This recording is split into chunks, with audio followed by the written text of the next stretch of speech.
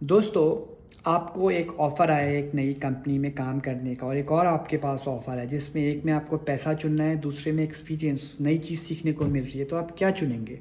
आपको अगर आप सेम कंपनी में भी हैं तो आपके पास 2 चॉइस है, या तो मैं इस कंपनी में न इसी रोल पे कंटिन्यू करूँ जो मुझे बहुत सीख लिया है मैंने, बहुत आराम से मेरे साल निकल जाएँगे, या मैं नया रोल लूँ जिसमें मुझे दिक्कत तो होगी बट मुझे सीखने को बहुत कुछ मिलेगा। ये डिलेमा हम सभी के पास आता है, तब हमें चूज़ क्या करना चाहिए?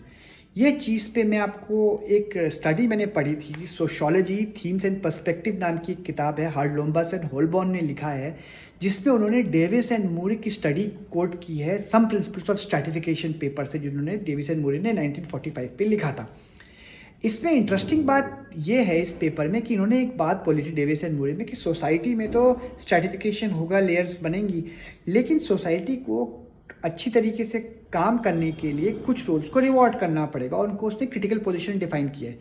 क्रिटिकल पोजीशंस कौन होती है? इनमें 2 बड़े इंपॉर्टेंट क्राइटेरिया इन्होंने दिए हैं। पहली बात, क्रिटिकल पोजीशंस एक्वायर करने के लिए आपको बहुत सालों की ट्रेनिंग, मेहनत करनी पड़ती है स्किल्स एक्वायर करने के लिए। जैसे कि मैं आपको बताऊं कि आज की तारीख में आपको डॉक्टर बनना है तो 10 साल लग जाते हैं, इंजीनियर बनना है तो आपको टाइम लगेगा, आर्किटेक्ट बनना है, सीए बनना है, ये सब स्किल्स आपको टाइम लगता है।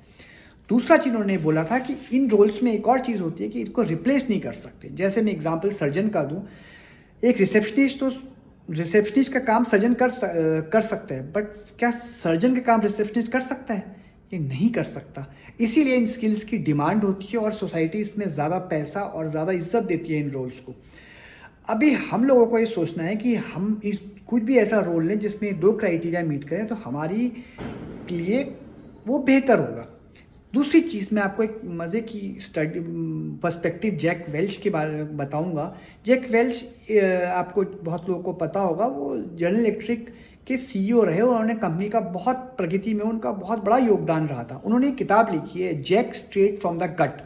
तो उन्होंने बोला है कि उनके पास ऐसे कई लोग आते हैं जो कहते हैं कि हमें 15 साल का एक्सपीरियंस है, लेकिन जैक कहते हैं उनको 15 साल का एक्सपीरियंस नहीं होता है, उनको 1 साल का एक्सपीरियंस होता है जो उन्होंने 15 बार रिपीट किया होता है।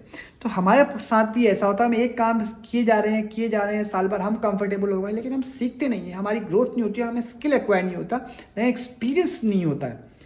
मैं आपको ये हैप्पीनेस चैनल में इसलिए बता रहा हूँ क्योंकि अगर हम ऐसी टीम में हैं जहाँ हमारे स्किल को वैल्यू किया जाए और हम अपने स्किल पे काम करें तो हमें काम करने में भी मज़ा आएगा।